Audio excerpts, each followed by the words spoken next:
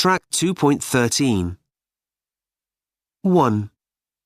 Alfie. I usually read science fiction, so I wasn't happy when I found out which book we were studying this term.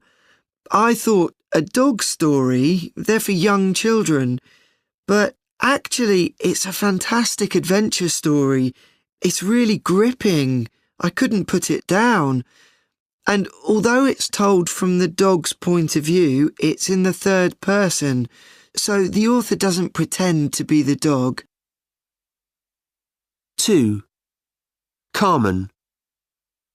I think of this poem when I go for country walks in spring. I know some people think some of the words the poet used are old-fashioned, but it's also beautiful, romantic language. It's such an imaginative way of describing someone walking through the countryside. 3. Alfie. I like fantasy and I quite like the realistic style of contemporary novels, but I don't often read books that include both. The chapter about Catherine's ghost returning home is quite fantastical, but it's also very believable that the narrator thought he saw her. 4. Carmen. I love her books. They are so humorous. They always make me laugh, and her characters are totally convincing. I think she knew people like that in real life.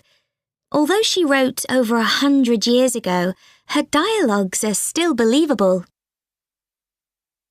5. Alfie. Not many people know this book, but I found it really interesting. It's about a poor boy who changes places with an English prince. It's set hundreds of years ago, and it's complete fantasy, of course. It's not fast-paced, so it isn't constant action, but I wanted to keep reading. It's really about how luck is important in life. I found that quite thought-provoking.